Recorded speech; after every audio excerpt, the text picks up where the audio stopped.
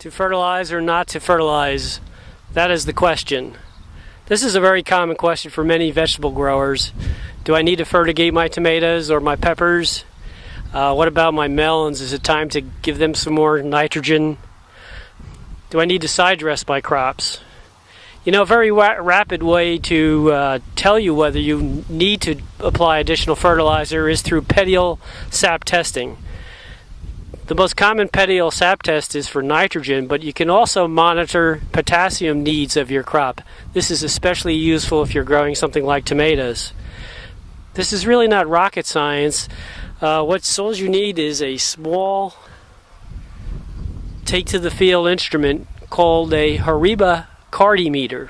This one happens to be for nitrogen. Costs of anywhere from about $230 to $250. That seems pretty pricey, but you get these sample answers right now. You don't have to wait a week or two and find out what my crop was doing a week or two later. You're getting your answer today, plus you can monitor your crop from week to week. So you're really saving on laboratory costs, plus the time factor is really what's critical here. In addition to the Cardymeter, another thing you're going to need is a garlic press. This is to express the petiole sap out of the petioles. And to take the petioles themselves, the other thing you're going to need is some sort of a clippers or scissors to help you cut the petioles off the plant. Today we're having to be working with strawberries and show you how quickly this can be done. Now the first thing you want to do with your Cardymeter is to calibrate it. With the kit comes two solutions. These are a calibrating solution. One is a standard solution and the other is a low point.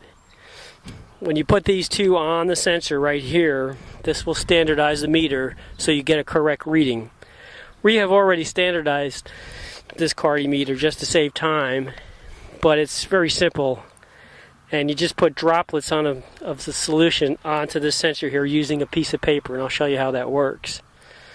I also have a bottle of deionized water, and one comes with the kit. That's to wash the sensor in between samples.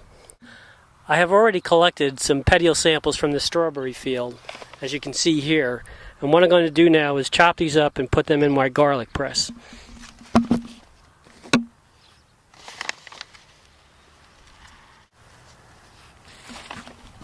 The trick here is to take the most recently matured leaf so you get an accurate reading. You don't want to take a very young leaf, nor do you want to take a very old leaf.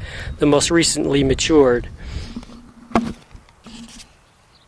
So here's my sample paper. I'm going to stick this on over the sensor.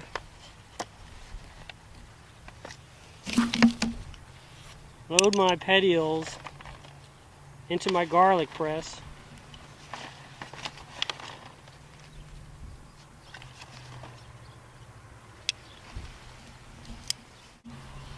And squeeze the juice onto the sensor.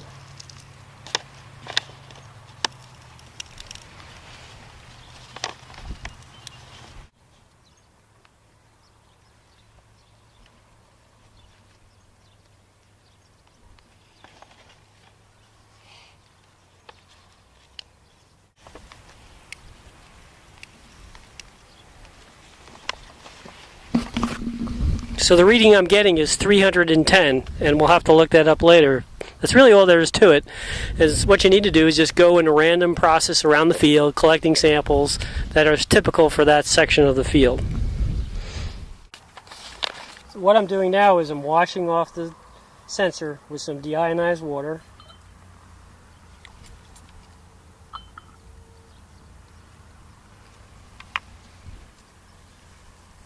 Cleaning out the excess water, and I'm ready for the next sample.